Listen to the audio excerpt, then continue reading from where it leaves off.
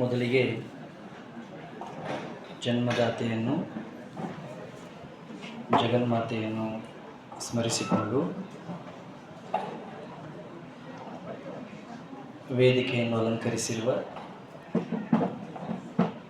ಸಂಸ್ಥೆಯ ಗೌರವಾನ್ವಿತ ಪ್ರಾಚಾರ್ಯರಿಗೆ,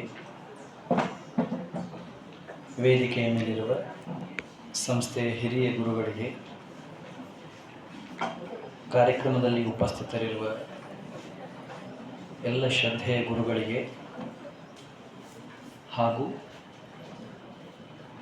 ಅತ್ಯಂತ ಉತ್ಸಾಹದಿಂದ ಹೊಸ ಪಯಣದ ಮೊದಲ ದಿನ ಕಾಲೇಜಿಗೆ ಆಗಮಿಸಿರುವ ಎಲ್ಲ ಸಹೋದರ ಸಹೋದರಿಯರಿಗೆ ನನ್ನ ಪ್ರೇಮಪೂರ್ಣ ನಮಸ್ಕಾರಗಳು.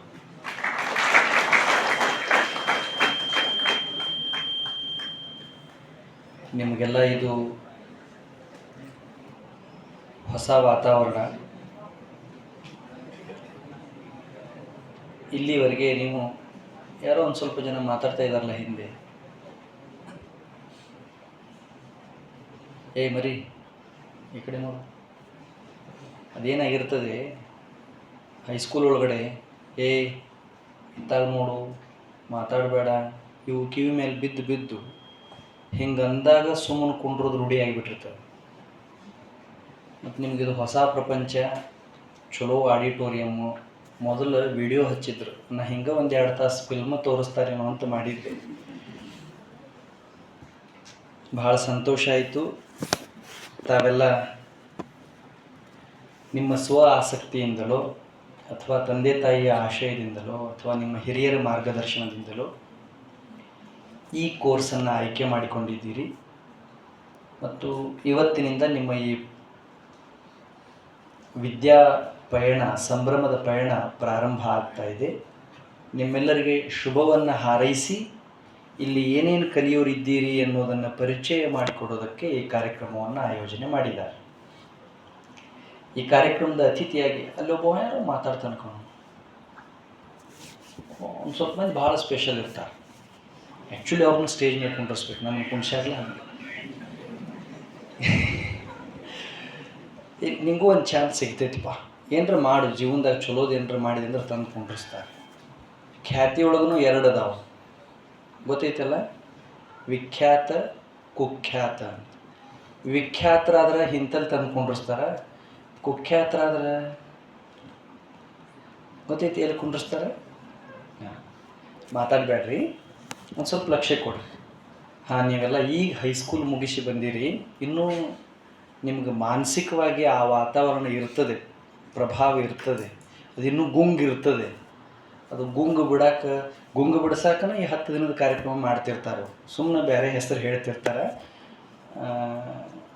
ಭಾಳ ಸಂತೋಷ ಆಯಿತು. ನೀವೆಲ್ಲ ಡಿಪ್ಲೊಮಾ ಕೋರ್ಸನ್ನು ಆಯ್ಕೆ ಮಾಡಿಕೊಂಡಿದ್ದೀರಿ.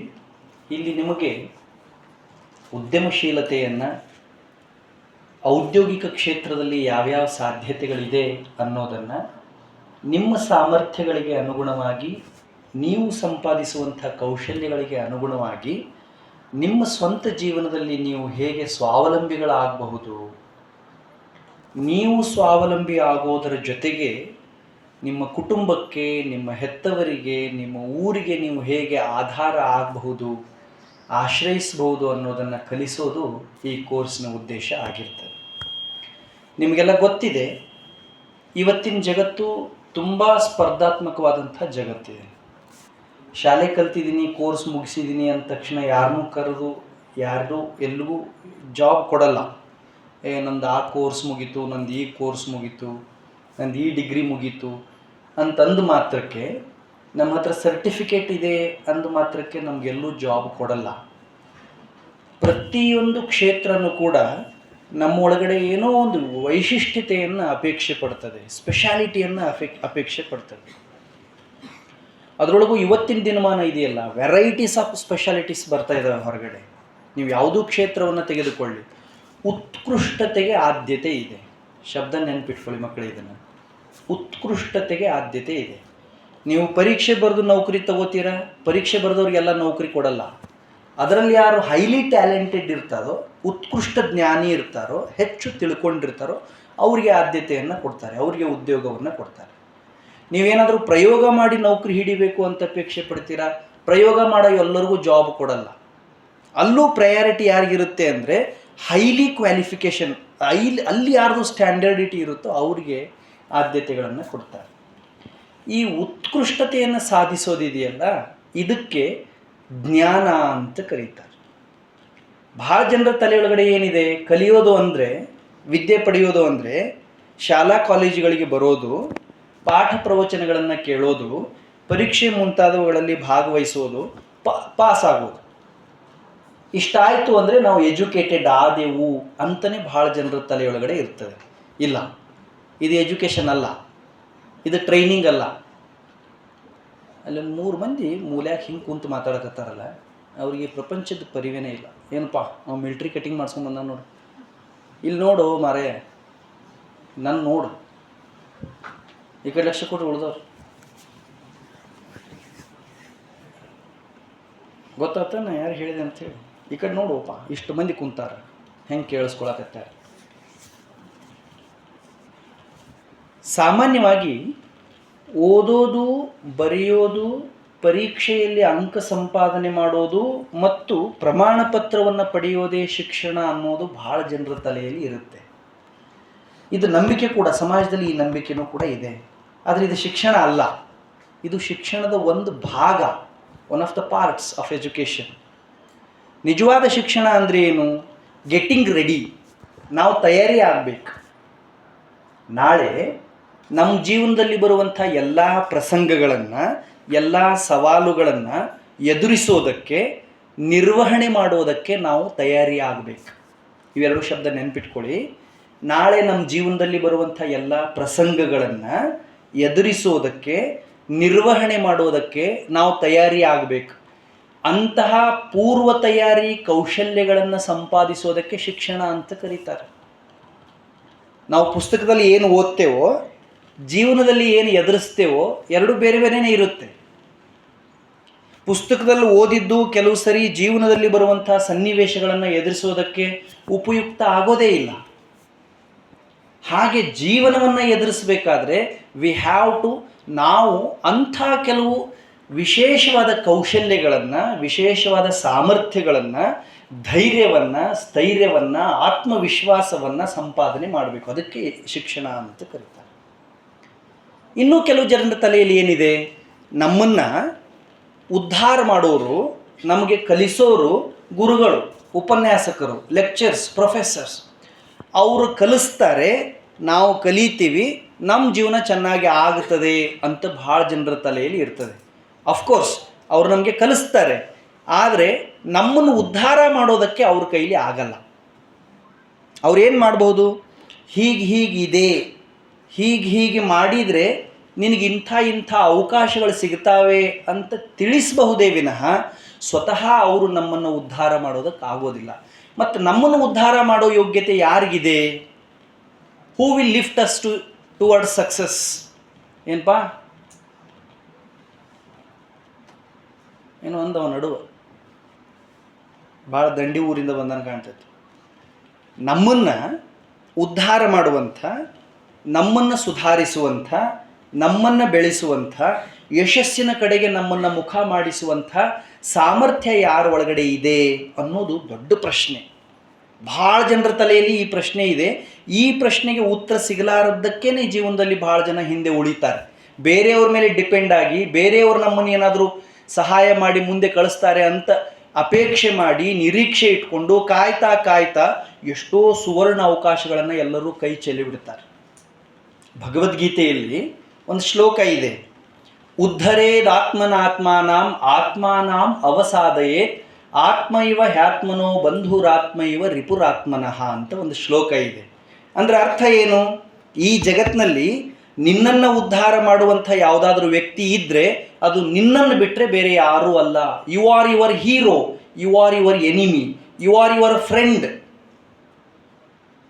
ಎಷ್ಟು ಸುಂದರ ಮಾತನ್ನು ಹೇಳಿದ್ದಾರೆ ನೋಡ್ರಿ. ನೀನೇನಾದರೂ ಪ್ರಾಮಾಣಿಕವಾಗಿ ಸಕಾರಾತ್ಮಕ ಪ್ರಯತ್ನಗಳನ್ನು ಮಾಡ್ತಾ ಸ್ವಂತ ಜೀವನದ ಸುಧಾರಣೆಗಳಿಗಾಗಿ ಪೂರ್ವ ತಯಾರಿಯನ್ನು ಮಾಡಿಕೊಂಡಿದ್ದೇ ಆದರೆ ನೀನು ಮಿತ್ರ ಆಗ್ತೀಯ. ನೀನು ಸುಮ್ಮನೆ ಸಮಯ ಹರಣ ಮಾಡಿ ಏನಾಗುತ್ತೆ ಮುಂದೆ ನೋಡೋಣ ಬೇಡ, ಇನ್ನೂ ಸಮಯ ಬಹಳ ಇದೆ, ನಾಳೆ ಮಾಡಿದ್ರಾಯ್ತು, ನಾಡಿದ್ದು ಮಾಡಿದ್ರಾಯ್ತು, ಓದಿದ್ರೇನೆ ಪ್ರಪಂಚನ, ತಿಳ್ಕೊಂಡ್ರೇ ಪ್ರಪಂಚನ ಅಂತ ಉಪೇಕ್ಷೆ ಮಾಡಿದರೆ, ಉದಾಸೀನ ಮಾಡಿದರೆ, ಈ will become your most dangerous enemy. ಈ ಜಗತ್ತಿನಲ್ಲಿ ನಮ್ಮ ಮಿತ್ರ ಯಾರೂ ಇಲ್ಲ, ಶತ್ರು ಯಾರೂ ಇಲ್ಲ. ನಮ್ಮ ಆಲೋಚನೆಗಳೇ ನಮ್ಮ ಮಿತ್ರ ಮತ್ತು ಶತ್ರುತ್ವ ಭಾವನೆಯನ್ನು ನಿರ್ಮಾಣ ಮಾಡುವಂಥ ಕೆಲಸ ಮಾಡ್ತವೆ. ಆದ್ದರಿಂದ ಪ್ರೀತಿಯ ಸಹೋದರ ಸಹೋದರಿಯರೇ, ಈಗ ನೀವು ಹೊಸ ಪ್ರಪಂಚಕ್ಕೆ ಬಂದಿದ್ದೀರಿ. ಹೇಗೆ ಹೈಸ್ಕೂಲ್ನಲ್ಲಿ ಪ್ರತಿ ಪಾಠ ಆದ ತಕ್ಷಣ ಪ್ರಶ್ನೋತ್ತರಗಳನ್ನು ಕಂಠಪಾಠ ಮಾಡಿ ಎಲ್ಲನೂ ನೆನಪಿಟ್ಕೊಂಡು ಒಂದರ ನಂತರ ಒಂದನ್ನು ಕ್ರಮವಾಗಿ ಬರೀತಿದ್ರೋ, ಹಾಗೆ ಇಲ್ಲಿ ಓದಿ ಬರೆದು ಕಂಠಪಾಠ ನೆನಪಿಟ್ಕೋಬೇಕಾದ ಅವಶ್ಯಕತೆ ಇಲ್ಲ.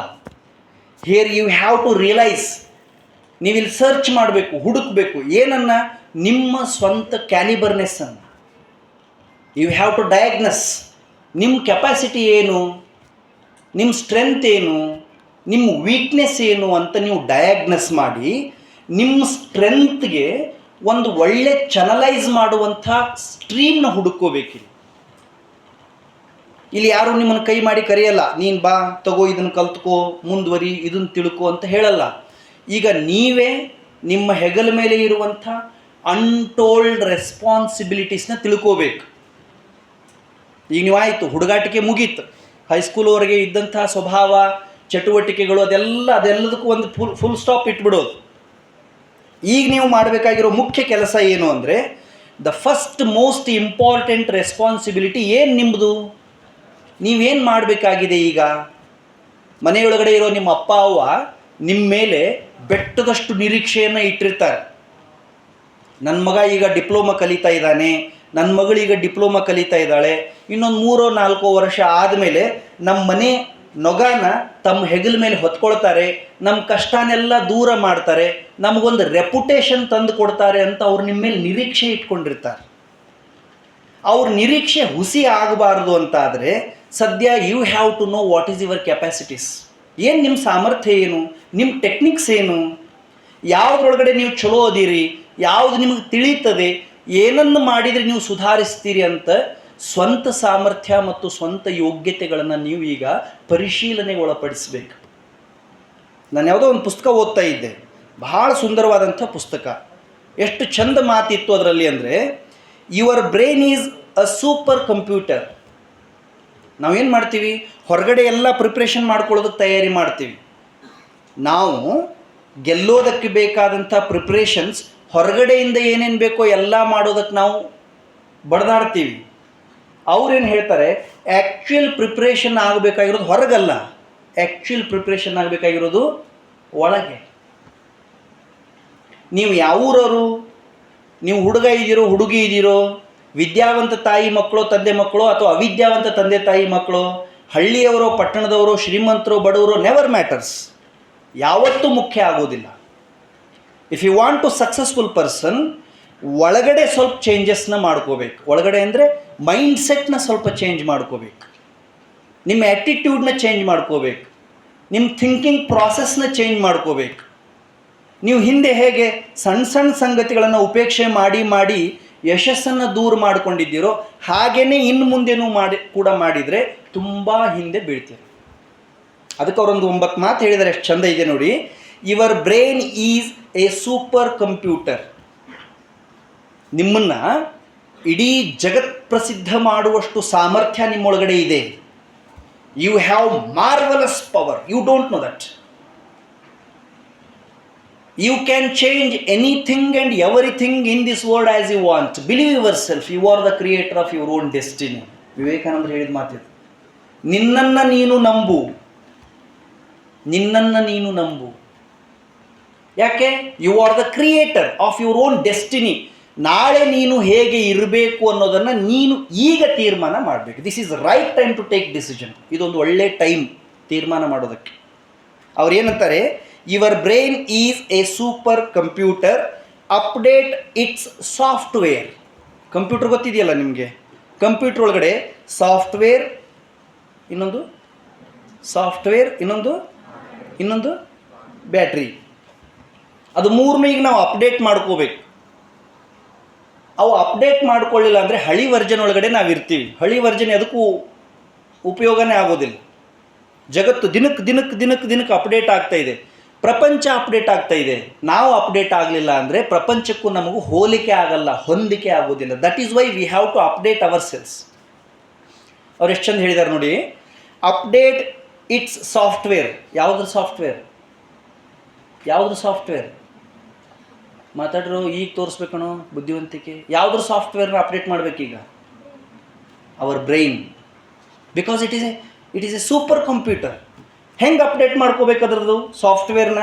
By doing 3 things: reading books, having experiences and podcasts. ಈ 3 ಕೆಲಸ ಮಾಡಿದರೆ ನಮ್ಮದು ಬ್ರೈನ್ ಸಾಫ್ಟ್ವೇರ್ ಅಪ್ಡೇಟ್ ಆಗ್ತದಂತೆ. ಇಲ್ಲ ಅಂದರೆ ಎಟ್ ಎನಿ ಕಂಡೀಷನ್ ಅದು ಅಪ್ಡೇಟ್ ಆಗಲ್ಲ. Listen it carefully. ವಯಸ್ಸಿನಾಗ ನಿಮಗಿಂತ ದೊಡ್ಡವದೀನಿ, ಅನುಭವದಾಗ ಸ್ವಲ್ಪ ಮುಂದೆ ಹೋಗಿದ್ದೀನಿ, ತುಂಬ ಶ್ರದ್ಧೆಯಿಂದ ಈ ಮಾತು ಹೇಳ್ತಾ ಇದ್ದೀನಿ ಸಹೋದರ ಸಹೋದರಿಯರೇ. ನೀವೇನಾದರೂ ಸೆಲ್ಫ್ ಅಪ್ಡೇಟ್ ಮಾಡಿಕೊಳ್ಳಿಲ್ಲ ಅಂದರೆ, ನಿಮ್ಮ ಬ್ರೈನ್ ಸಾಫ್ಟ್ವೇರ್ನ ಅಪ್ಡೇಟ್ ಮಾಡಿಕೊಳ್ಳಿಲ್ಲ ಅಂದರೆ ಪ್ರಪಂಚ ನಿಮ್ಮನ್ನು ಸೇರಿಸ್ಕೊಳ್ಳೋದೇ ಇಲ್ಲ. ಅಫ್ಕೋರ್ಸ್ ಹೆಂಗೋ ಊಟ ಆಗ್ತದೆ, ದಿನ ಕಳೀತೀರಿ, ವಯಸ್ಸಾಗ್ತದೆ. ಒಂದು 18, 19, 20 ಆದಮೇಲೆ ಹುಡುಗಿರಿಗೆ ಲಗ್ನ ಆಗ್ತದೆ. 25, 26, 27 ಆದಮೇಲೆ ಹುಡುಗರಿಗೆ ಲಗ್ನ ಆಗ್ತದೆ. ನಿಮ್ಮದೇ ಒಂದು ಮನೆ, ನಿಮ್ಮದೇ ಒಂದು ಪುಟ್ಟ ಪರಿವಾರ, ಹೆಂಗೋ ಹೊಟ್ಟೆ ತುಂಬ್ಕೊಳ್ಳೋಕೆ ಯಾವುದೋ ಒಂದು ಕೆಲಸ ಮಾಡ್ತೀರಿ, ದಿನ ದುಡ್ತೀರಿ. ಅದ ಆಧಾರ್ ಕಾರ್ಡು, ಅದರ ರೇಷನ್ ಕಾರ್ಡು, ಅದ ಬಸ್ ಪಾಸು, ದಿನ ಜಗಳಾಡೋದು, ದಿನ ಬಡ್ದಾಡೋದು. ಇದನ್ನು ಬಿಟ್ಟರೆ ಬೇರೆ ಏನಾರ ಮಾಡ್ತೀವಿ? ಆಗಲ್ಲ. ಆದರೆ ಸ್ಪೆಷಲ್ ಅಚೀವರ್ಸ್ ಅದಾರ ನೋಡ್ರಿ.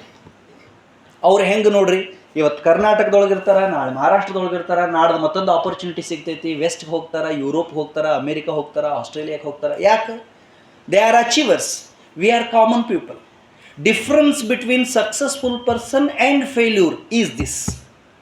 ಗೆದ್ದವರಿಗೂ ಮತ್ತು ಸೋತವ್ರಿಗೂ ಏನು ವ್ಯತ್ಯಾಸ ಅಂದರೆ, ಗೆದ್ದವರು ಎವ್ರಿ ಟೈಮ್ ಅಪ್ಡೇಟ್ ಮಾಡ್ಕೊಳ್ತಾ ಇರ್ತಾರೆ. ಸೋತವರು ಅವ್ರು ಅಪ್ಡೇಟೇ ಮಾಡ್ಕೊಳ್ಳೋದಿಲ್ಲ, ಪೂರ್ವ ತಯಾರಿನೇ ಮಾಡ್ಕೊಳ್ಳೋದಿಲ್ಲ. ಅದಕ್ಕೆ 3 ಸೊಲ್ಯೂಷನ್ಸ್ ಕೊಟ್ಟಿದ್ದಾರೆ ಇವರು. Number 1, by reading books. ಪುಸ್ತಕ ಓದುವುದರಿಂದ ನಮ್ಮನ್ನು ನಾವು ಅಪ್ಡೇಟ್ ಮಾಡ್ಕೋಬೇಕು. ಆದರೆ ಯಾರು ಓದ್ತಾರೆ ಹೇಳಿ? ಈಗ ಸಾರಿ ಟು ಆಸ್ಕ್ ದಿಸ್, ಇಷ್ಟು ಮಂದಿ ಇದ್ದೀರಲ್ಲ, ಮುಂಜಾನೆ ಯಾರಾದರೂ ಯಾವುದಾದ್ರೂ ಪುಸ್ತಕ ಓದಿ ಬಂದಿದ್ದೀರಿ? ಕೈ ಎತ್ತಿ. ಮತ್ತು ಹೆಂಗೆ ನೀವು ವಿದ್ಯಾರ್ಥಿಗಳಾಗಕ್ಕೆ ಸಾಧ್ಯ ಇದೆ?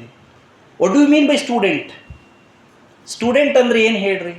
ನಮ್ಮ ತಲೆಯಾಗ ಸ್ಟೂಡೆಂಟ್ ಅಂದ್ರೇನು? ಶಾಲೆಗೆ ಹೋಗೋದು, ಕಾಲೇಜ್ಗೆ ಹೋಗೋದು. ಯಾರು ಮಾಡ್ತಾರೋ ಅವರು ಸ್ಟೂಡೆಂಟ್. ಅರೆ ಶಾಲೆಗೆ ಹೋಗೋದು, ಕಾಲೇಜ್ಗೆ ಹೋಗೋದು, ಬಸ್ಸು ಬರುತ್ತಲ್ಲ ದಿನ, ಅದಕ್ಕೂ ಬೋರ್ಡ್ ಹಾಕ್ಬೋದಲ್ವ? ಅಲ್ಲ, ಬಸ್ಸಿಗೆ ನಾಳೆಯಿಂದ ಸ್ಟೂಡೆಂಟ್ ಅಂತ ಕರೆಯೋಕ್ಕಾಗುತ್ತಾ? ಸ್ಟೂಡೆಂಟ್ ಅಂದರೆ ಯಾರು ಓದ್ತಾರೋ, ಯಾರು ತಿಳ್ಕೊಳ್ತಾರೋ, ಯಾರು ಬದಲಾಗ್ತಾರೋ ಅವರು students. Age never matters, place never matters. ಓದಬೇಕು, ಬುಕ್ಸ್ ಓದಬೇಕು. ಎಷ್ಟು ಪುಸ್ತಕಗಳಿದಾವೆ ಗೊತ್ತಾ? ಭಾಳ ಜನ ಓದೋದಿಲ್ಲ. ಈಗ ಓದುವ ಹವ್ಯಾಸ ಅಂತೂ ಮೂಲೆ ಸೇರಿಬಿಟ್ಟಿದೆ. ಯಾರು ಮ್ಯಾಗ್ಝಿನ್ಸ್ ಓದಲ್ಲ, ನ್ಯೂಸ್ ಪೇಪರ್ಸ್ ಓದಲ್ಲ, ಜರ್ನಲ್ಸ್ ಓದಲ್ಲ. ಎಂಥ ಲೈಫ್ ಹಿಸ್ಟ್ರೀಸ್ ಇರ್ತವೆ, ಜೀವನ ಚರಿತ್ರೆಗಳಿರ್ತವೆ, ಓದಲ್ಲ. ಸೋತವ್ರ ಕಥೆಗಳನ್ನು ಓದಲ್ಲ. ಬರೀ ಮೊಬೈಲ್ ನೋಡು, ಬರೀ ಎಷ್ಟು ಬೇಕಷ್ಟು ಕಳೀತಾರೆ ಟೈಮ್ ಮೊಬೈಲ್ ಜೊತೆ. ಬುಕ್ದು ಯಾರು ಸಹವಾಸನೆ ಮಾಡಲ್ಲ. ಓದೋದ್ರಿಂದ ನಮ್ಮದು ಸ್ವಂತ ಸಾಮರ್ಥ್ಯ ಏನು ಅಂತ ನಮಗೆ ಗೊತ್ತಾಗುತ್ತೆ. ಹೊಸ ಪ್ರಪಂಚದ ಹೊಸ ಹೊಳಹುಗಳು ನಮಗೆ ತಿಳಿಯೋದಕ್ಕೆ ಆರಂಭ ಆಗುತ್ತೆ. ನಮಗೆ ಯೋಗ್ಯತೆ ಗೊತ್ತಾಗುತ್ತೆ, ಪ್ರಪಂಚ ಪರಿಚಯ ಆಗುತ್ತೆ. Number 2, experience. ಮಾಡಬೇಕು, ಏನಾದರೂ ಒಂದು ಕೆಲಸ ಮಾಡ್ತಾ ಇರಬೇಕು, ಏನಾದರೂ ಒಂದು ಪ್ರಯೋಗ ಮಾಡ್ತಾ ಇರಬೇಕು. ಸುಮ್ಮನೆ ಇದ್ದಲ್ಲೇ ಇದ್ದೆವು ಅಂದರೆ ಪ್ರಪಂಚ ನಮ್ಮನ್ನು ಕರ್ಕೊಂಡು ಹೋಗಲ್ಲ. ದಟ್ ಈಸ್ ವೈ ನಾವು ಹೊಸ ಜ್ಞಾನ ಸಂಪಾದನೆ ಮಾಡಿಕೊಳ್ಳುವ ಪ್ರಯತ್ನವನ್ನು ಮಾಡದೇ ಇದ್ದರೆ, will repeat it once again, ಬೇರ್ ಇಟ್ ಯುವರ್ ಹಾರ್ಟ್. ಹೊಸ ಜ್ಞಾನ ಸಂಪಾದನೆಯನ್ನು ಮಾಡುವ ಪ್ರಯತ್ನವನ್ನು ನಾವು ಮಾಡದೇ ಇದ್ದರೆ we will not become students. ದೋ we are in college, we will not become students. ನಾವು ಕಾಲೇಜ್ನಾಗ ಇರ್ತೀವಿ, ವಿದ್ಯಾರ್ಥಿಗಳಲ್ಲ. ಯೂನಿಫಾರ್ಮ್ ಹಾಕ್ಕೊಂಡಿರ್ತೀವಿ, ಸ್ಟೂಡೆಂಟ್ಸ್ ಅಲ್ಲ. ಸ್ಟೂಡೆಂಟ್ ಅಂದರೆ ಏನು? ಹೊಸದು ಏನಾದರೂ ತಿಳ್ಕೋಬೇಕು. ಇವತ್ತು ತಾರೀಖು 2, ನಾಳೆ 3. 2ನೇ ತಾರೀಕಿಗಿಂತ 3ನೇ ತಾರೀಕಿಗೆ ನನ್ನ ತಲೆಯೊಳಗಡೆ ಏನಾದರೂ ಒಂದು ವಿಶೇಷ ಜ್ಞಾನ, ಹೆಚ್ಚಿನ ತಿಳುವಳಿಕೆ ಬಂದ್ರೇ ನಾನು ಸ್ಟೂಡೆಂಟ್. ಬರಲಿಲ್ಲ ಅಂದರೆ ನಾನು ಸ್ಟೂಡೆಂಟೇ ಅಲ್ಲ. ಅಫ್ಕೋರ್ಸ್ ನೀವೆಲ್ಲ ಈಗ ನಿಮ್ಮ ಕೈಯೊಳಗಡೆ ಮೊಬೈಲ್ಸ್ ಇರ್ತವೆ, ನಿಮ್ಮ ಕೈಯೊಳಗಡೆ ಇಂಟರ್ನೆಟ್ ಇದೆ, ನಿಮ್ಮ ಹತ್ರ ಹೊಸ ಪ್ರಪಂಚ ಇದೆ. ಅದರೊಳಗಡೆ ತಿಳ್ಕೋಬಹುದಾದಂಥ ಎಷ್ಟೋ ಇನ್ಫಾರ್ಮೇಷನ್ ಇರುತ್ತೆ. ಬಟ್ ನಾವು ಅದನ್ನು ಜಸ್ಟ್ ಸ್ಕ್ರಾಲ್ ಮಾಡ್ತಿರ್ತೀವಿ, ಅದನ್ನು ನಾವು ಗಮನಿಸೋದಿಲ್ಲ. ಎಷ್ಟು ಮಾಹಿತಿ ಇದೆ ಗೊತ್ತಾ ಅದರಲ್ಲಿ. ಅಂಥ ಚಾಕಚಕ್ಯತೆಯನ್ನು ಈಗ ನೀವು ಹೊಂದಬೇಕು. This is right time. ಎರಡನೇದು, ಅಪ್ಡೇಟ್ ಇಟ್ಸ್ ಬ್ಯಾಟ್ರಿ. ಯಾವುದ್ರದ್ದು ಯಾವುದ್ರದ್ದು ಯಾವುದ್ರದ್ದು ಮಾತಾಡ್ರು. ಈಗ ಬ್ಯಾಟ್ರಿ ಅಪ್ಡೇಟ್ ಮಾಡಬೇಕಲ್ಲ, ಸಾಫ್ಟ್ವೇರ್ ಅಪ್ಡೇಟ್ ಆಯಿತು ಆಗಿಲ್ಲ, ಅದು ಯಾವಾಗ ಆಗುತ್ತೆ? ಓದಿದ್ರೆ ತಾನೇ ಆಗೋದು. ನಾನು ಹೇಳಿದ ನೆನಪು ಉಳಿತು, ಕೇಳಿಸ್ತಾ ಇದೆ ಎಲ್ಲರಿಗೂ? ಎಲ್ಲರೂ ಕರ್ನಾಟಕದವರೇ ಇದ್ದೀರಿ? ಓಕೆ, ಕನ್ನಡ ತಿಳಿತದಲ್ಲ? ಹಾಂ. ಈಗ ನಮ್ಮದು ಬ್ರೈನ್ದು ಸಾಫ್ಟ್ವೇರ್ ಅಪ್ಡೇಟ್ ಮಾಡ್ಕೊಳ್ಳೋದಕ್ಕೆ 3 ಮಾತು ಹೇಳಿದೆ. ಈಗ ಆ ಬ್ರೈನ್ದು ಬ್ಯಾಟ್ರಿ ಅಪ್ಡೇಟ್ ಮಾಡೋದಕ್ಕೆ ಒಂದು 3 ಮಾತಿದ್ದಾವೆ. Number 1, 8 hours of sleep. ಇದನ್ನೆಲ್ಲರೂ ಮಾಡ್ತಾರೆ. 1-2 ತಾಸು ಹೆಚ್ಚೇ ಬೇಕಾದ್ರೆ ಹೊಡಿತಾರೆ. ಮನೆಯಾಗಲ್ದ ಶಾಲ್ಯಾಗೂ ಚಾಲೂ ಮಾಡ್ಯಾರಿ. ಇದನ್ನೆಲ್ಲರೂ ಮಾಡ್ತಾರೆ. ಇದನ್ನು ಸ್ವಲ್ಪ ಇನ್ನೂ ಹೆಚ್ಚು ಅಪ್ಡೇಟ್ ಮಾಡ್ತಾರೆ. ಎಷ್ಟೋ ಮಂದಿ ವಿಜ್ಞಾನ ಹೇಳ್ತದೆ, ಸೈಕಾಲಜಿ ಹೇಳ್ತದೆ, 8 ತಾಸು ಮಲ್ಕೊಂಡ್ರೆ ಸಾಕು, ಮನುಷ್ಯ ಆರಾಮಿರ್ತಾನೆ, ಆರಾಮಿರಾಕೆ 8 ತಾಸು ಮಲ್ಕೊಂಡ್ರೆ ಸಾಕು ಅಂತ ಹೇಳ್ತದೆ. ಇನ್ನೊಂದು ಸ್ವಲ್ಪ ಹೆಚ್ಚು ಆರಾಮ ಇರ್ತೀವಿ ಅಂತ ಮುಂಜಾನೆ 2 ತಾಸು, ಸಂಜೆಲಿ 2 ತಾಸು, 2 ತಾಸು ಎಕ್ಸ್ಟ್ರಾ ಬೆಳೆಸ್ತಾರೆ. ಇದನ್ನು ಬೇರೆದ್ರಾಗ ಮಾಡಲ್ಲ. ಅಫ್ಕೋರ್ಸ್ ನಾವು ಮಲ್ಕೋಬೇಕು, ಚೆನ್ನಾಗಿ ಮಲ್ಕೋಬೇಕು. ಮಲ್ಕೊಳ್ಳೋ ಟೈಮಲ್ಲಷ್ಟೇ ಮಲ್ಕೋಬೇಕು. ಶಾಸ್ತ್ರದೊಳಗಡೆ ಒಂದು ಮಾತಿದೆ, ಸ್ಟೂಡೆಂಟ್ ಆದವ್ರು ಹೆಂಗೆ ಮಲ್ಕೋಬೇಕು ಅಂತ. ಒಬ್ಬ ವಿಧೇಯ ವಿದ್ಯಾರ್ಥಿ ಹೆಂಗೆ ಮಲ್ಕೋಬೇಕು ಅನ್ನೋದಕ್ಕೆ ಒಂದು ಮಾತಿದೆ, ಶ್ವಾನ ನಿದ್ರಾ. ಗೊತ್ತಾ ನಿಮಗೆ ಶ್ವಾನ ಅಂದರೆ ಏನು ಹೇಳಿ? ಮಾತಾಡ್ರು. ಶ್ವಾನ ಅಂದರೆ ಏನ್ರು? ಅದು ಸಂಸ್ಕೃತ ಪದ. ಶ್ವಾನ ಅಂದರೆ ನಾಯಿ ಹೆಂಗೆ ಮಲ್ಕೊಳ್ತದೋ ಹಂಗೆ ಯಾರು ಮಲ್ಕೊಳ್ತಾರೋ ಅವರು ವಿಧೇಯ ವಿದ್ಯಾರ್ಥಿ ಅಂತ ಶಾಸ್ತ್ರ ಹೇಳ್ತದೆ. ಅಂದ್ರೆ ನಾಳೆಯಿಂದ ಹಂಗಲ್ಲ ಹಂಗಲ್ಲ. ಮತ್ತು ಹೆಂಗೆ ನಾಯಿ ಹೆಂಗೆ ಮಲ್ಕೊಳ್ತದೆ ಗೊತ್ತಾ? ಚಟ್ ಅಂತ ಮಲ್ಕೊಳ್ತದೆ, ಪಟ್ ಅಂತ ಹೇಳ್ತದೆ. Just observe the dog. ನಾಯಿ ಹೆಚ್ಚು ಎಲ್ಲಿ ಮಲ್ಕೊಳ್ತದೆ? ನಾಯಿ ಹೆಚ್ಚು ಎಲ್ಲಿ ಮಲ್ಕೊಳ್ತದೆ? Sorry to ask this. ನಾಯಿ ನೋಡಿರಿ, ಮಾತಾಡ್ರಿ. ನಾಯಿ ಹೆಚ್ಚು ಎಲ್ಲಿ ಮಲ್ಕೊಳ್ತದೆ ಹೇಳ್ರಿ? ಹಾದಿ ಮೇಲೆ, ರೋಡ್ ಮೇಲೆ. ಬೆಕ್ಕದಂತ ಲಾರಿ ಬರಲಿ, ಇನ್ನೇನು ಲಾರಿ ಒಂದು ತಲೆ ಮ್ಯಾಗ ಹೋಗ್ತೈತೆ ಅನ್ನೋದ್ರಾಗ ಎದ್ದು ಬಾಜು ಹೋಗ್ತೈತೆ. ಅವ್ನು ಹೊಯ್ಕೋತಿರ್ತಾನೆ ಡ್ರೈವರ್. ಸರಿಯೋ ಅದಂತೈತೆ. ನಾಯಿ ನಿನ್ನಂತರ ಭಾಳ ಮಂದಿ ಬಂದಾರ, ಬಾರೋ ಹೋಗು ಅಲ್ಲ. ಹಿಂಗೆ ಲಾರಿ ಹೋಯ್ತಂದ್ರೆ ಮತ್ತೆ ಬಂದು ಮಲ್ಕೋತಿತ್ತು. ಮತ್ತು ನೀವು ಹಿಂಗಂಥೇಳಿ ಮುಂಜಾನೆ ಎದ್ದವ್ರು ಮತ್ತೆ ಹೋಗಿ ಮಕ್ಕೊಂಡಿರಿ, ಹಂಗಲ್ಲ. ಅದರ ಅರ್ಥ ಏನು ಅಂದರೆ, ವಿದ್ಯಾರ್ಥಿ ಆದವನು ವಿದ್ಯೆಯ ಅಪೇಕ್ಷೆ ಇತ್ತು ಅಂದರೆ ನಿದ್ರೆ ಮತ್ತು ಸುಖನ ತ್ಯಾಗ ಮಾಡಬೇಕು. ವಿದ್ಯಾ ತುರಾಣಾಂ ನ ಸುಖ ನ ನಿದ್ರಾ ಅಂತ ಒಂದು ಮಾತಿದೆ. ಪಟ್ಟಂತ ಮಲ್ಕೋಬೇಕು. ರಾತ್ರಿ 10 ಗಂಟೆನೋ 11 ಗಂಟೆಗೋ ಮಲ್ಕೊಳ್ಳೋದು ಯಾವ ಟೈಮ್ ಫಿಕ್ಸ್ ಮಾಡಿರ್ತೀವೋ ಆ ಟೈಮ್ಗೆ ಹಾಸಿಗೆ ಹೋದ್ಮೇಲೆ ನಿದ್ದೆ ಹತ್ತು ಬಿಡಬೇಕು. ಥೋಡೆ ಮಂದಿ ಹುಡುಗರು 11ಕ್ಕೆ ಮಕ್ಕೋತಾರ, 1ಕ್ಕೆ ನಿದ್ದೆ ಹತ್ತವ. ಹಿಂಗೆ ಯಾರ ಇದ್ದೀರಾ? ಮಲ್ಕೊಂಡು 2 ತಾಸಿಗೆ ನಿದ್ದೆ ಹತ್ತೋರು?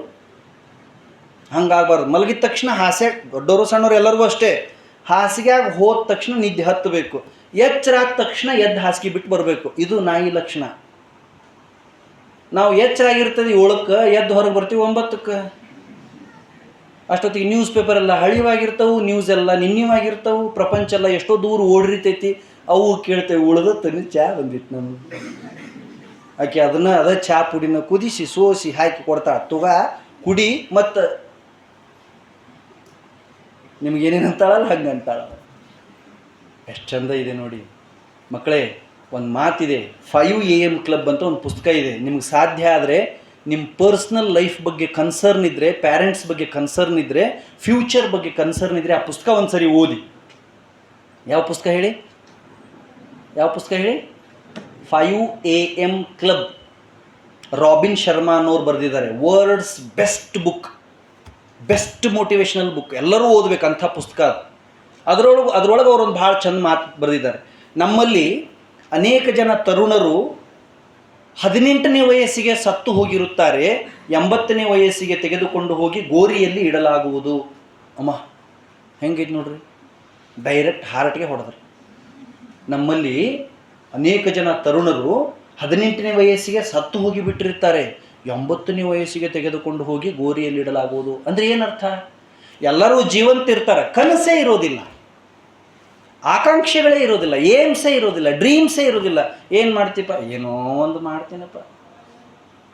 ತಾರುಣ್ಯ ಅನ್ನೋದು, ಯೌವನ ಅನ್ನೋದು ಹೊಸ ಹೊಸ ಪ್ರಯೋಗಗಳಿಗೆ ಒಡ್ಡಿಕೊಳ್ಳೋದಕ್ಕೊಂದು ಆಸ್ಪದ ಆಗಬೇಕು. ಹಂಗೆ ನಮಗೆ ಚೈತನ್ಯ ಬರಬೇಕು ಅಂದರೆ ಕಡಿಮೆ ಮಲ್ಕೊಂಡ್ರೆ ಸಾಕು, ಕಡಿಮೆ ಊಟ ಮಾಡಿದ್ರೆ ಸಾಕು. ನಮ್ದು ಹಂಗಲ್ಲ, ಅವೆರಡೂ ಭಾಳ ಆಗಬೇಕು. ಉಳಿದದ್ದೆಲ್ಲ ಕಡಿಮೆ ಆದರೂ 8 hours of sleep, connect with nature, technology detox. ಶಬ್ದ ಹೆಂಗೈತೆ ನೋಡ್ರಿ.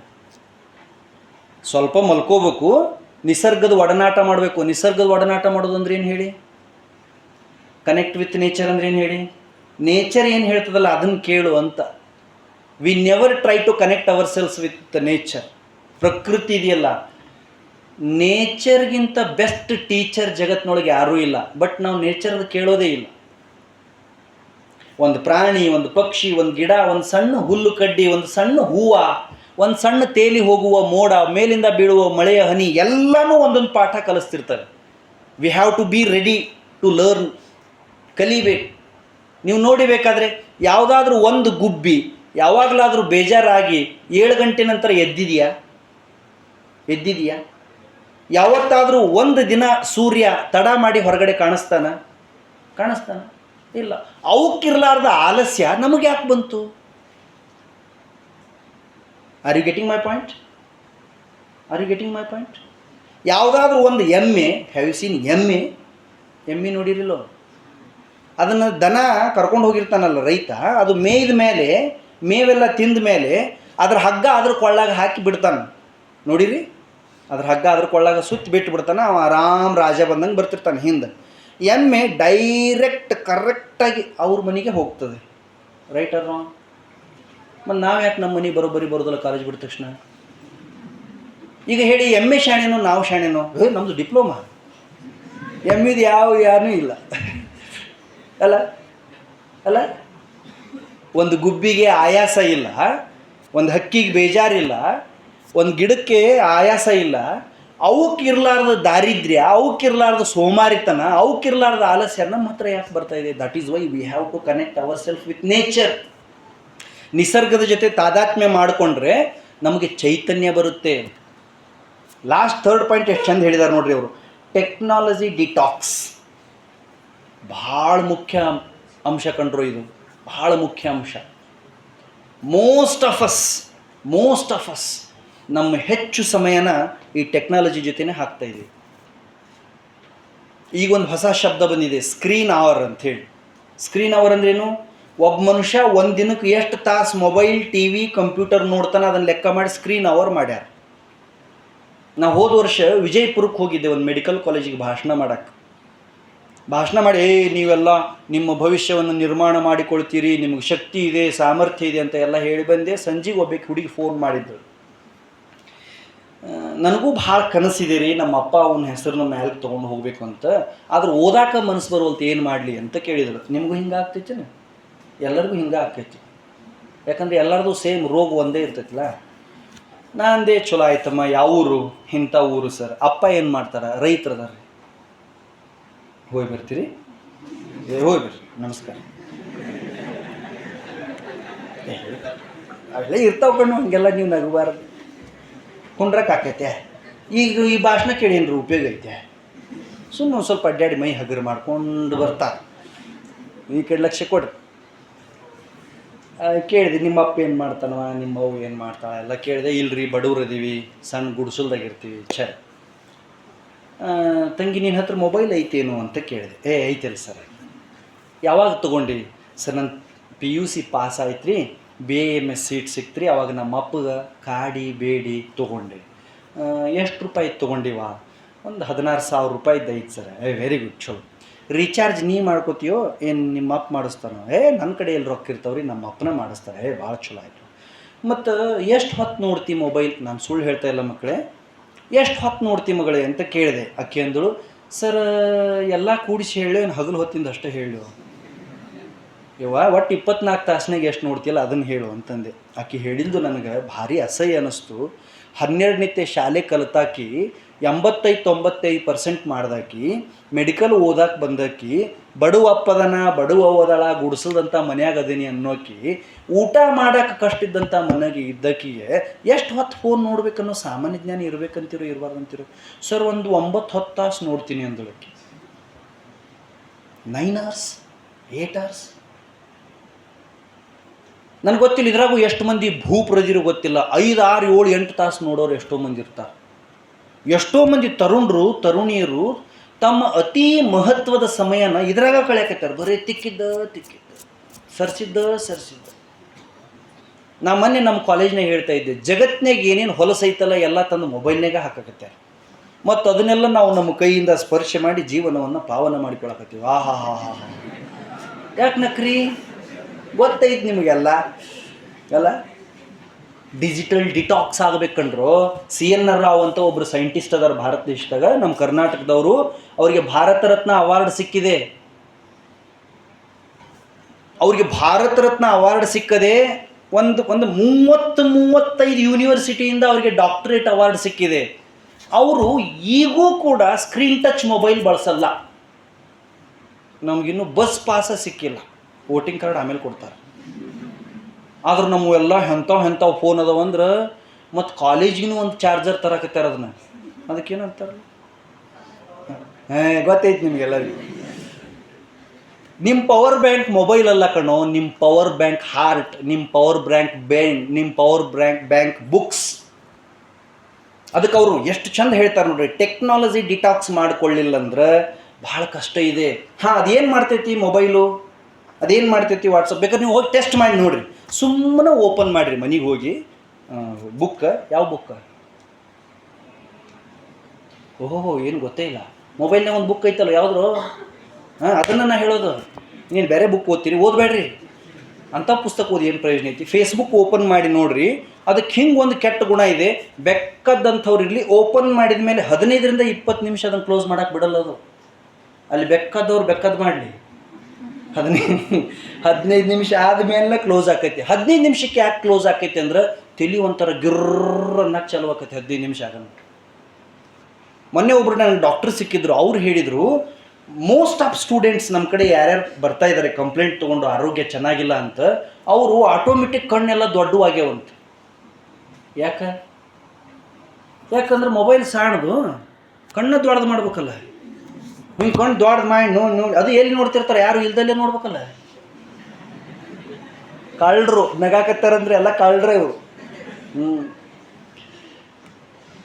ರಾಜಸ್ಥಾನದಲ್ಲಿ ನೇಹಾ ಬ್ಯಾಡ್ವಾಲ್ ಅಂತ ಒಬ್ಬ ಹೆಣ್ಮಗಳು, ಪ್ರೊಬೆಬಲಿ ನಿಮ್ಗೆ ಗೊತ್ತಿರ್ಬೇಕು, ಕೇಳಿರ್ಬೇಕು ಈಕೆ ಹೆಸರನ್ನು. ನೇಹಾ ಬ್ಯಾಡ್ವಾಲ್ ಕೇಳಿದ್ದೀರಾ? ಇಂಥವೆಲ್ಲ ಯಾಕೆ ಕೇಳ್ತೀರಪ್ಪ? ಕೇಳಬಾರ್ದು. ಆಕೆ ಭಾಳ ಬಡವ್ರ ಹುಡುಗಿ, ರಾಜಸ್ಥಾನದಲ್ಲಿ ಹುಟ್ಟಿದ್ದಳು. ಅವರಪ್ಪ ಟ್ಯಾಕ್ಸ್ ಡಿಪಾರ್ಟ್ಮೆಂಟಲ್ಲಿ ಜಾಬ್ ಮಾಡ್ತಾಯಿದ್ರು. ಹೀಗಾಗಿ ಛತ್ತೀಸ್ಗಢಕ್ಕೆ ಹೋಗಿ ಅಲ್ಲೊಂದು ಸ್ವಲ್ಪ ವರ್ಷ ಕಳೆದ್ಲು. ರಾಜಸ್ಥಾನದಲ್ಲಿ ಸ್ವಲ್ಪ ವರ್ಷ, ಛತ್ತೀಸ್ಗಢದಲ್ಲಿ ಸ್ವಲ್ಪ ವರ್ಷ. ಸ್ಕೂಲ್ ಆಗಿದ್ದರಿಂದ ಈ ಕಡೆ ಆಕೆಗೆ ಇಂಗ್ಲೀಷು ಫ್ಲೂಯೆಂಟಾಗಿ ಬರಲಿಲ್ಲ, ಹಿಂದಿನೂ ಫ್ಲೂಯೆಂಟಾಗಿ ಬರಲಿಲ್ಲ. ಒಂಥರ ಅರ್ಧಂಬರ್ಧ ಎಜುಕೇಷನ್ ಆದಂಗೆ ಆಯಿತು. ಸರಿ, ಡಿಗ್ರಿ ಮುಗೀತು. UPSC ಎಕ್ಸಾಮ್ ಬರೀಬೇಕು ಅಂತ ಆಸೆ ಬಂತು. Do you know UPSC? ಗೊತ್ತೈತೇನ್ರಪ್ಪ? ನೋಡ್ರಿ, ಆಗಲ್ಲೇ ಕಣ್ಣು ದೊಡ್ಡವಾಕ ನನ್ನ ಮನಸ್ಸು ಎಟ್ಟಾಗಲಾಗಿತ್ತು ನಿಮ್ದು. UPSC ನನ್ನ ಸೌಂಡ ಬರುವಲ್ತ್ರಿ, ಮೂಲ್ಯಾಗನೂ ಬಂದಾತ್ ನೋಡಿ ಸೌಂಡ್. UPSC ಅಂತ ಗೊತ್ತಾ? ಸೆಂಟ್ರಲ್ ಲೆವೆಲಲ್ಲಿ ಒಂದು ಪರೀಕ್ಷೆ ಮಾಡ್ತಾರೆ ರಾಷ್ಟ್ರ ಮಟ್ಟದಲ್ಲಿ. ಯೂನಿಯನ್ UPSC ಯೂನಿಯನ್ ಚಲೋ. ಸಿಮ್ ಕಾರ್ಡ್ ಗೊತ್ತಾ?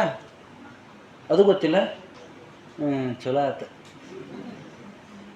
UPSC ಎಕ್ಸಾಮ್ ಬರೀಬೇಕು ಅಂತ ಡಿಸೈಡ್ ಮಾಡಿದಳು ನೇಹಾ ಬ್ಯಾಡ್ವಾಲ್. ಒಂದು ಅಟೆಂಪ್ಟ್ ಆಯಿತು, ಫೇಲ್ ಆದಳು.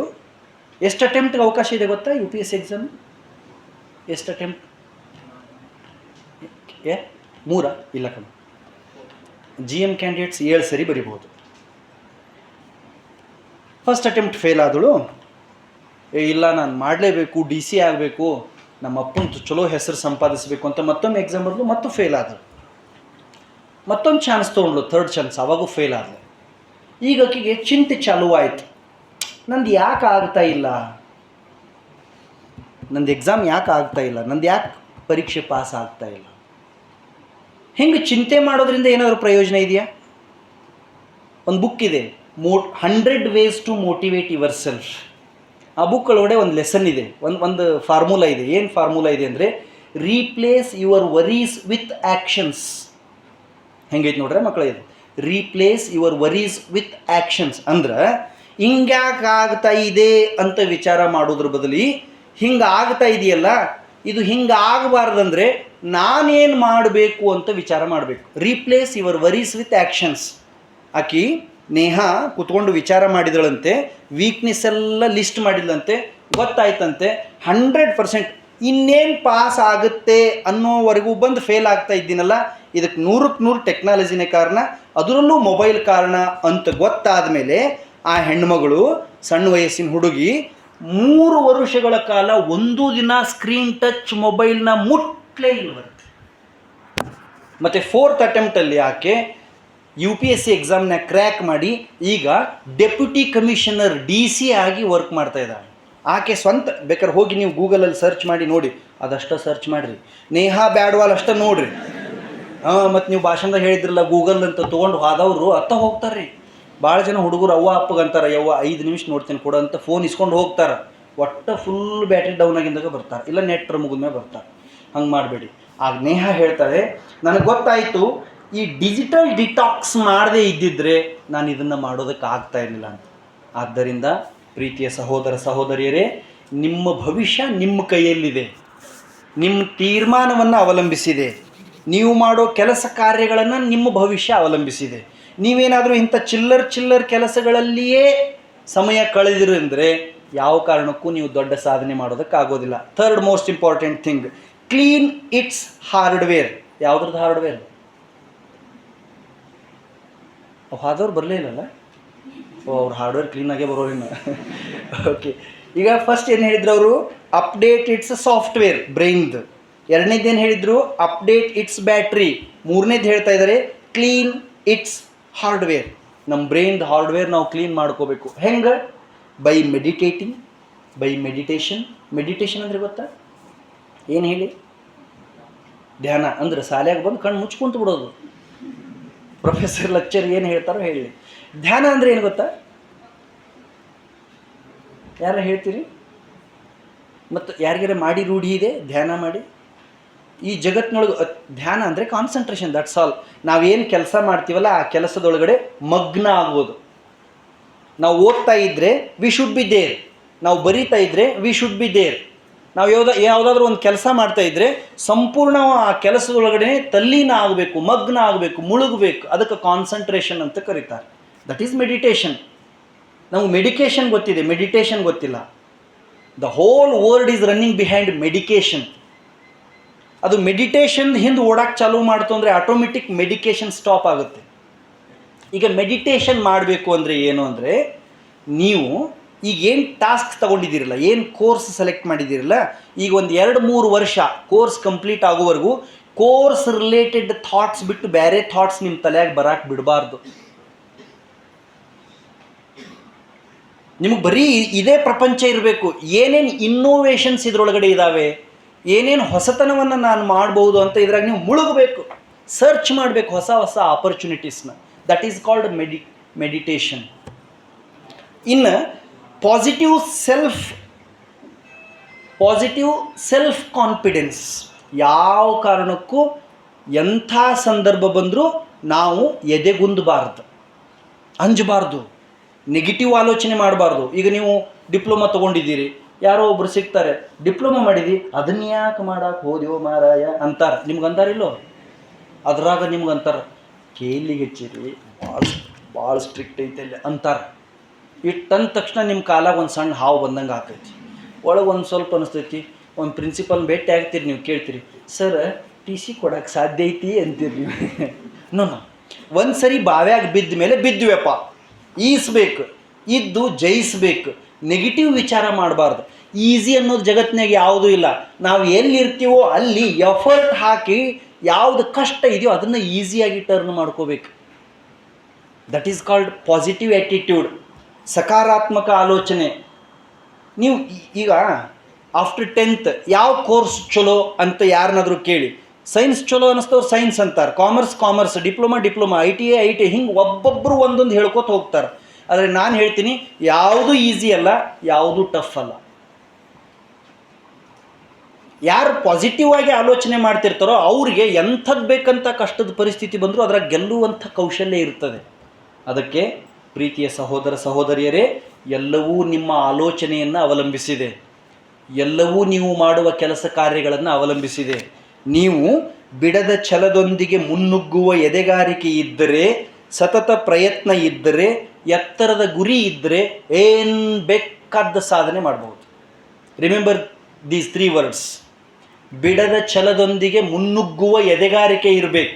ನೀವು ಬಡವರದಿರೋ ಸಾವುಕಾರದಿರೋ ಮುಖ್ಯ ಅಲ್ಲ, ನೀವು ಹಳ್ಳಿಯಿಂದ ಬರ್ತಿರೋ ಪ್ಯಾಟರ್ನವರದಿರೋ ಮುಖ್ಯ ಅಲ್ಲ, ನೀವು ಹುಡುಗದಿರೋ ಹುಡುಗಿದಿರೋ ಮುಖ್ಯ ಅಲ್ಲ, ಛಲ ಮುಖ್ಯ. ಛಲ ಇರಬೇಕು, ಛಲ ಇರಬೇಕು. ಜಗತ್ತಿನೊಳಗಡೆ ದೊಡ್ಡ ದೊಡ್ಡ ಉದ್ಯಮಗಳನ್ನು ಕಟ್ಟಿದಾರಲ್ಲ, 10,000 ಕೋಟಿ, 50,000 ಕೋಟಿ, 1,00,000 ಕೋಟಿ, 2,00,000 ಕೋಟಿ ರೂಪಾಯಿ ದುಡ್ದಿದಾರಲ್ಲ, ಅವರೆಲ್ಲ ಅವ್ರ ಬಿಸ್ನೆಸ್ನ ಸ್ಟಾರ್ಟ್ ಮಾಡಿದ್ದು ಸಣ್ಣ ಸಣ್ಣ ಕನಸಿನಿಂದ, ಸಣ್ಣ ಸಣ್ಣ ಬಂಡವಾಳದಿಂದ. ನಾನು ಮೊನ್ನೆ ಒಂದು ಪುಸ್ತಕ ಓದ್ತಾ ಇದ್ದೆ, ಮತ್ತೆ ಹಾಡಿತು ಕೋಗಿಲೆ ಅಂತ ಒಂದು ಪುಸ್ತಕ ಇದೆ. ಸಾಧ್ಯ ಆದರೆ ತೊಗೊಂಡೋದಿ, ಚಿಕ್ಕೋಡಿ ಬಸ್ ಸ್ಟ್ಯಾಂಡಲ್ಲಿ ಬುಕ್ ಸ್ಟಾಲಲ್ಲಿ ನೇತು ಹಾಕಿದ್ದಾರೆ, ಅದನ್ನು ಬೇಕಾದ್ರೆ ತೊಗೊಂಡು ನೋಡಿ. AR ಮಣಿಕಾಂತ್ ಅನ್ನೋರು ಬರೆದಿದ್ದಾರೆ. AR Manikanth, remember this name.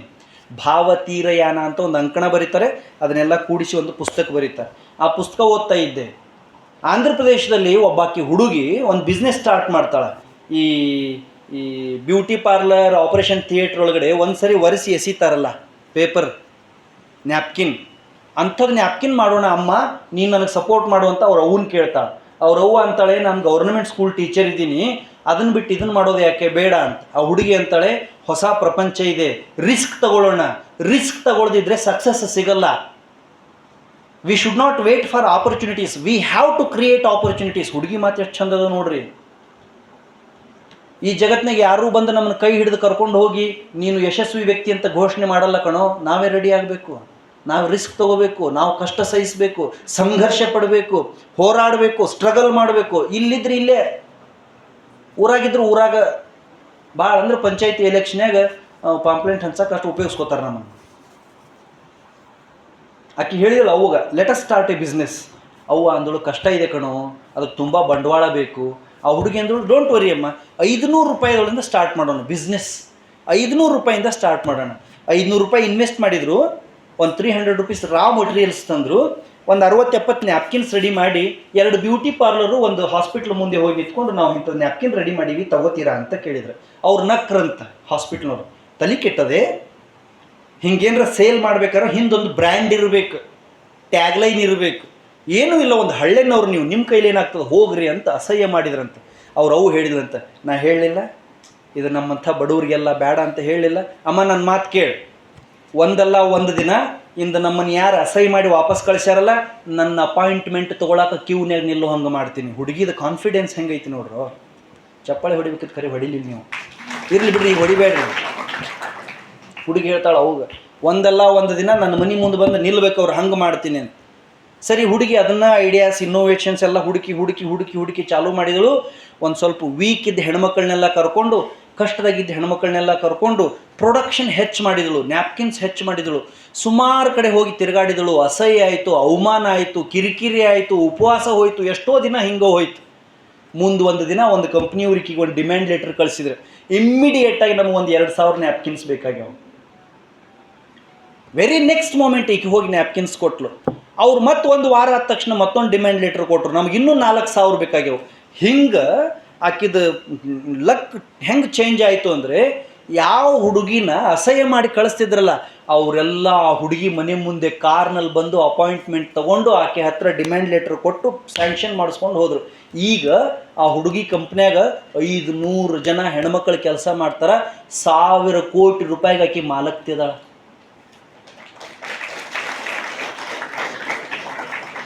ಅವತ್ತು ಫಸ್ಟ್ ಡೇ ಆಗುವುದಿಲ್ಲ ಅಂದಿದ್ರೆ ಆಗುತ್ತಿರಲಿಲ್ಲ. ಆಗುತ್ತೆ ಅಂತ ಯಾರು ಮುನ್ನುಗ್ಗುತ್ತಾರಲ್ಲ ಅವ್ರಿಗೆ ಆಗುತ್ತೆ. A journey of 1000 miles begin with A single step. A journey of 1000 miles begin with A single step. ನೀವು ದೊಡ್ಡ ಕೆಲಸ ಮಾಡಬೇಕು ಅಂತಿರ್ತಿರಲ್ಲ, ಅದು ಸಣ್ಣ ಕೆಲಸದಿಂದ ಪ್ರಾರಂಭ ಆಗುತ್ತೆ, ಸಣ್ಣ ಆಲೋಚನೆಯಿಂದ ಪ್ರಾರಂಭ ಆಗುತ್ತೆ. ಇಲ್ಲೇ ಮೊನ್ನೆ 10 ವಾರ್ಡ್ದವ್ರು ಒಬ್ರು DC, ಅದ್ರ ಗೊತ್ತಿದೆಯಾ? ಅದೊಂದು ಮಾತು ಹೇಳಿ ಭಾಷಣ ಮುಗಿಸ್ತೀನಿ. 10 ವಾರ್ಡ್ದವ್ರು ಒಬ್ರು DC, IAS ಮುಗಿಸಿದ್ರೆ ಗೊತ್ತಿದೆಯಾ? ಪೇಪರ್ ಓದಿರ್ತಾನೆ ಗೊತ್ತಾಗಬೇಕು ನಿಮಗೆ. 10 ವಾಟರ್ ಗೊತ್ತಿದೆಯಾ? ಯಾರು ಅವ್ರವ್ರು ಇದ್ದೀರಾ? ಸಂಕೇಶ್ವರ ಆಜುಬಾಜು ಯಾರದಿರಿ? ಒಬ್ಬರು ಕೈ ಎತ್ತೋಲ್ರಿ ಈಗ. ಯಾಕೆ? ಹಗ್ಗ ಕೊಟ್ಟು ಕೈ ಕಟ್ಸ್ಕೊಳ್ದು ಯಾಕಂತ ಗೊತ್ತಿಲ್ವ ಯಾರಿಗೂ? ಚಲ್ದ ತಿಳ್ಕೊರ್ ನಾ ಹೇಳ್ತೀನಿ. ಇಲ್ಲೊಂದು 10 ವಾಟ ಅಂತ ಒಂದು ಊರು ಐತಿ. ಎಲ್ಲಿ? ಸಂಕೇಶ್ವರ ಬಾಜು. ಆ ಊರೊಳಗಡೆ ಕಿರಣ್ ಕಮ್ತೆ ಅಂತ ಒಬ್ಬ ಹುಡುಗ. ಅವರಪ್ಪ engineering college principal, Nidasoshi engineering college principal. ಅವ್ರ ತಂದೆ, ಅವ್ರ ತಾಯಿ ಗೃಹಿಣಿ. ಈ ಹುಡುಗನಿಗೆ ಸಣ್ಣ ವಯಸ್ಸಿನಿಂದನೂ ಏನಾದರೂ ಮಾಡಬೇಕು. ಭಾಳ ಮಂದಿ ಹಿಂಗೆ ಕನಸಿಟ್ಕೊಂಡಿರ್ತಾರೆ ಸಣ್ಣವರಿದ್ದಾಗ. ನಾವು ಎಲ್ಲರೂ ನೀವೆಲ್ಲ ಹೇಳಿಲ್ಲ ಸಣ್ಣವರಿದ್ದಾಗ ನಾವು DC ಹಾಕ್ಕೊನಿ, AC ಹಾಕ್ಕೊನಿ, ಸಾಹೇಬ್ ಹಾಕ್ಕೊನಿ. PUC ಬಂದಮೇಲೆ ಏನು ಹಾಕ್ಯೋ? ಏನು ಹಾಕೈತೆ ಅದು ಹಾಕೈತಿಪ್ಪ. ಇನ್ನೇನು ಹಾಕೈತಿ? ಏನೂ ಆಗಲ್ಲ, ನಿಂದೊಂದು ಮದುವೆ ಹಾಕೈತೆ ಅಷ್ಟೇ. ಎಷ್ಟು ಜನ ಹೇಳ್ತಿರ್ತಾರೆ ಹೈಸ್ಕೂಲ್ನಲ್ಲಿ, ಪ್ರೈಮರಿ ಸ್ಕೂಲಲ್ಲಿ ಏನಾಗ್ತಿ ಅಂದರೆ ಸಾಹೇಬ್ ಆಗ್ತೀನಿ, ಸಾಹೇಬ್ದಿ ಆಗ್ತೀನಿ ಅಂತಿರ್ತಾಳೆ. ಮುಂದೆ ಬಂದಂಗೆ ಎಲ್ಲ ಬಂದ ಹಾಕ್ತಿರ್ತಾವೆ. ಕನಸನ್ನು ಸಾಯಿಸಬಾರ್ದು, ಆಸೆಗಳನ್ನು ಸಾಯಿಸಬಾರ್ದು. ಆ ಹುಡುಗ ಕಿರಣ್ ಇದ್ದಾರಲ್ಲ, ಬಹಳ ಬುದ್ಧಿವಂತರು, ಕಷ್ಟಪಟ್ಟು ಓದಿದ್ರು, ಗೌರ್ನಮೆಂಟ್ ಜಾಬ್ ಸಿಕ್ತವ್ರಿಗೆ. 1 ಸರಿ IAS ಎಕ್ಸಾಮ್ ಬರೆದ್ರು ಫೇಲ್ ಆದರು, 2 ಸರಿ ಬರೆದ್ರು ಫೇಲ್ ಆದರು, 3 ಸರಿ ಫೇಲ್, 4 ಸರಿ ಫೇಲ್, 5 ಸರಿ ಎಕ್ಸಾಮ್ ಬರೆದು ಫೇಲ್ ಆದರು. ಗೌರ್ಮೆಂಟ್ ಜಾಬ್ ಸಿಕ್ಕಿತ್ತು, 5 ಅಟೆಂಪ್ಟ್ ಫೇಲ್ ಆಗಿದ್ರು.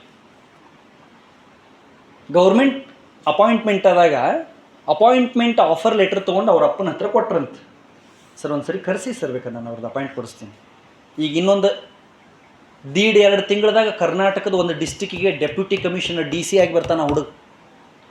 ಇಡೀ ಜಿಲ್ಲಾದ ದೊಡ್ಡ ದೊಡ್ಡ ಮಂದಿ ಎಲ್ಲ ಅವ್ನು ಮುಂದೆ ಹೋಗಿ ಕೈ ಕಟ್ಕೊಂಡು ನಿಂದಿರ್ತಾರೆ. ಏನು ಭಾಳ ವಯಸ್ಸಾಗಿಲ್ಲ, 30-32 ವರ್ಷ ವಯಸ್ಸು. ಹಂಗಾಗ್ಬೇಕು ಲೈಫ್ನಾಗ. ಗೌರ್ನಮೆಂಟ್ ಅಪಾಯಿಂಟ್ ಆಗೈತಿ ಅಂತ ಹುಡುಗ ಅವ್ರ ಅಪ್ಪನ ಮುಂದೆ ಲೆಟ್ರ್ ತಂದು ಕೊಟ್ಟಾಗ ಅವ್ರ ಅಪ್ಪ ಅಂದ್ರಂತ, ನಾ ಹೇಳಿದ್ದು ಕೇಳ್ತಿ ನೋಡ್ರು, ನೀವೆಲ್ಲ ನಿಮ್ಮ ಅಪ್ಪನ ಕನಸೇನು, ನಿಮ್ಮ ಅವ್ವನ ಕನಸೇನು ಅಂತ ಕೇಳಬೇಕು. ಅವರಪ್ಪ ನಾ ಹೇಳಿದ್ದು ಕೇಳ್ತೀನಪ್ಪ, ನೋಡಪ್ಪ ನೀ ಈ ಜಾಬ್ ಮಾಡಬೇಡ ಅಂತ ಗೌರ್ನಮೆಂಟ್ ಅಪಾಯಿಂಟ್ಮೆಂಟ್ ಆಗಿದ್ದ ಲೆಟ್ರನ್ನ ಹರಿದು ಅವ್ನ ಕೈಯಾಗ ಕೊಟ್ರಂತ. ಹುಡುಗ ಹೆಂಗಾಗಿರ್ಬೇಡ ಹೇಳ್ರಿ. ನಮ್ಮ ಅಪ್ಪಗೆ ತಲೆ ಹಂಗೆ ಅಂದತ್ತಾವ. ಜಾಬ್ ಸಿಕ್ಕದ ಅಪ್ಪ ಬೇಡ ಅಂತಾನ ಅಂಥೇಳಿ ಅಪ್ಪನ ಜೊತೆ ಒಂದು ಸಣ್ಣದು ಟಗ್ ಆಫ್ ವಾರ್, ಸಣ್ಣ ಜಗಳ ಆಯ್ತಂತ. ಹೋಗಿ ಹುಡುಗ ಮೇಲೆ ಕೂತ, ಅಪ್ಪ ಕೆಳಗೆ ಕೂತ. 2 ತಾಸು ಆದಮೇಲೆ ಹುಡುಗ ಕೆಳಗೆ ಬಂದ. ಅವ್ರ ಅಪ್ಪ ಹೇಳಿದ್ರಂತೆ, ಅಲ್ಲೋ ಕಿರಣ, ನಮ್ಮಪ್ಪ ಹೆಬ್ಬಟ್ಟು ಒತ್ತಾವ. ಲಕ್ಷ್ಯ ಕೊಟ್ಟು ಕೇಳಿಸ್ಕೊಟ್ರು. ನಮ್ಮಪ್ಪ ಹೆಬ್ಬಟ್ಟು ಒತ್ತಾವ. ಹೆಬ್ಬೆಟ್ಟು ಒತ್ತಾವನ ಮಗ ಇವತ್ತು ಇಂಜಿನಿಯರಿಂಗ್ ಕಾಲೇಜ್ ಪ್ರಿನ್ಸಿಪಲ್ ಅದೀನಿ. ಇಂಜಿನಿಯರಿಂಗ್ ಕಾಲೇಜ್ ಪ್ರಿನ್ಸಿಪಲ್ ಮಗ ಹೋಗಿ ಒಂದು ಕಾರುಕುಣಿಕೆ ಮಾಡೋದು ಎಷ್ಟು ಚಲೋ ಐತೇನೋ. ನೀ BC ಆಗಬೇಕು, ನಿನ್ನೊಳಗೆ ಆ ಕೆಪಾಸಿಟಿ ಐತಿ ಅಂತ ಹುರಿದುಂಬಿಸಿದ್ರಂತ. ಹುಡುಗ ಅಂತೂ ಇಂತೂ ಜಾಬ್ ಸೇರ್ಕೊಂಡು ಟ್ರೈ ಮಾಡ್ತಾ ಲಾಸ್ಟ್ ಚಾನ್ಸ್ ಡೆಲ್ಲಿಗೆ ಹೋದರು. ಪಗಾರ ಬಿಟ್ಟು ಡೆಲ್ಲಿಗೆ ಹೋದರು. ಚೆನ್ನಾಗಿ ಓದಿದ್ರು, ಎಕ್ಸಾಮ್ ಬರೆದ್ರು. ಭಾರತ ದೇಶದೊಳಗಡೆ 53ನೇ ರ್ಯಾಂಕ್, ಕರ್ನಾಟಕಕ್ಕೆ ಫಸ್ಟ್ ರ್ಯಾಂಕ್. ಮಾರ್ಚ್ನಾಗ ರಿಸಲ್ಟ್ ಬಂತು. ಸರಿ, ಮನೆಗೆಲ್ಲರೂ ಬಂದರು, ಮಾಲಿ ಕೊಟ್ಟರು, ಬೊಕ್ಕೆ ಕೊಟ್ಟರು, ಹೂವು ಕೊಟ್ಟರು, ಎಲ್ಲ ವಿಶ್ ಮಾಡಿದರು, ಎಲ್ಲ ಹೋದರು. ಅವರಪ್ಪ ಹೇಳಿದ ಮಾತಿದು, ಆ ಹುಡುಗ ಎಷ್ಟು ಡೆಡಿಕೇಟೆಡ್ ಇದ್ದಿರಬಹುದು, ಎಷ್ಟು ತಾಸು ಓದಿರಬಹುದು. ಅವ್ರು ಹೋಗುವಾಗ ಹೇಳಿದ್ರಂತ ಡೆಲ್ಲಿಗೆ, ಅವ್ರ ಅಪ್ಪಗೆ, ಹೊಸದಾಗಿ ಮದುವೆ ಆದ ಹೆಂಡತಿಗೆ, ಅವ್ರ ಅಕ್ಕಗೆ, ಪಾವನೇರಿಗೆ, ಒಬ್ಬರು ನನಗೆ ಯಾರು ಫೋನ್ ಮಾಡಬಾರ್ದು. ನಾ ಡೆಲ್ಲಿಗೆ ಓದಾಕೆ ಹೊಂಟೀನಿ, ಓದೋದು ಬಿಟ್ಟು ಬೇರೆ ಏನೂ ಮಾಡೋದಿಲ್ಲ. ನನಗೆ ನಿಮ್ಮ ಕೂಡ ಮಾತಾಡ್ಬೇಕು ಅನ್ಸಿದ್ರೆ ಫೋನ್ ಮಾಡ್ತೀನಿ, ನನಗೆ ಯಾರು ಫೋನ್ ಮಾಡಬಾರ್ದು ಅಂದ್ರೆ ಮಾಡಬಾರ್ದು. ಏನು ಡೆಡಿಕೇಶನ್ ನೋಡ್ರಿ, ಇದು ಏನು ಕಮಿಟ್ಮೆಂಟ್. ನಾವು ಹಂಗೆ ಮಾಡ್ತೀವಿ, 10 ನಿಮಿಷಕ್ಕೊಂದ್ಸರಿ ಕಿಶದಿಂದ ತೆಗಿತೀವಿ, ಲಾಕ್ ಓಪನ್ ಮಾಡ್ತೀವಿ, ಏನರ ಬಂದೈತೇನೋ, ಬಂದಿಲ್ಲ, ಲಾಕ್ ಕ್ಲೋಸ್, ಮತ್ತಿಡೋದು, ಮತ್ತೆ 10 ನಿಮಿಷ. ಇದೊಂದು ರೋಗನ ಚಲವಾಗೈತೆ ಎಲ್ಲರಿಗೂ. ಸರಿ, ಎಲ್ಲ ಆಯಿತು, ಎಲ್ಲ ವಿಶ್ ಮಾಡಿದರು. ರಾತ್ರಿ 10 ಗಂಟೆ ಆಗಿತ್ತು, ಭಾರಿ ಖುಷಿಯಾಗಿತ್ತು. ಅವ್ವ, ಅಪ್ಪ, ಮಗ 3 ಮನ್ಯಾಗ ಸಂಕೇಶ್ವರದಾಗ ಮನೆ ಕಟ್ಟ್ಯಾರ. ಸನ್ನಿಧಿ ಅಂತ ಹೆಸರಿಟ್ಟಾರ ಮನೆಗೆ. ಇವತ್ತು ನಾವು ಹಳ್ಳಿದೆಲ್ಲ ನೆನಪು ಮಾಡ್ಕೊಳ್ಳೋನು. ನಾವು ಸಣ್ಣವು ಇದ್ದಾಗ ಹೆಂಗೆ ಕಿರಣನ್ ಈಗ ಅವ IAS ಆಫೀಸರ್, ಕಿರಣನ್ ಕರ್ಕೊಂಡು ಮಲ್ಕೋತಿದ್ವಲ್ಲ, ಹಂಗೆ ಮಲ್ಕೊಳ್ಳೋಣಂತ ಆ ಕಡೆ ಅಪ್ಪ, ಈ ಕಡೆ ಅವ್ವ, ನಡು ಕಿರಣನ್ ಮಲ್ಗಿಸ್ಕೊಂಡು ಮಕ್ಕೊಂಡಾರ. 12:30 ರಾತ್ರಿ. ಅವಲ್ಲ ಹೆತ್ತ ತಾಯಿಯಲ್ಲ, ಹೆತ್ತವ್ಗೆ ಮಗಳು ದೊಡ್ಡವರಾದ್ರು ಅಂದ್ರೆ ಅದಕ್ಕಿಂತ ಖುಷಿ ಯಾವುದು ಇರೋದಿಲ್ಲ ಕಣ್ರು.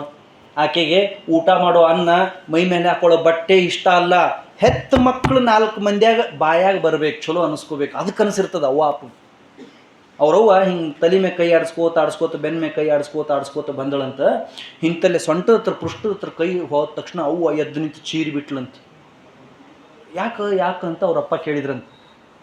ಅವ್ರವ್ವ ಅಂದಳಂತ, ನನ್ನ ಮಗ ದಿಲ್ಲ್ಯಾಗ ಊಟ ಬಿಟ್ಟು ನಿದ್ದೆ ಬಿಟ್ಟು ನೀರು ಬಿಟ್ಟು ಕೂತು ಓದಿ ಓದಿ ಓದಿ ಸೊಂಟದ ಹತ್ತ ಚರ್ಮ ಇಷ್ಟು ದಪ್ಪ ಆನಿ ಚರ್ಮ ಆದಂಗೆ ಆಗೈತ್ರಿ. ನನ್ನ ಮಗ ಎಷ್ಟು ಕಷ್ಟಪಟ್ಟಿರಬೇಕು ಅಂದಳಂತವು.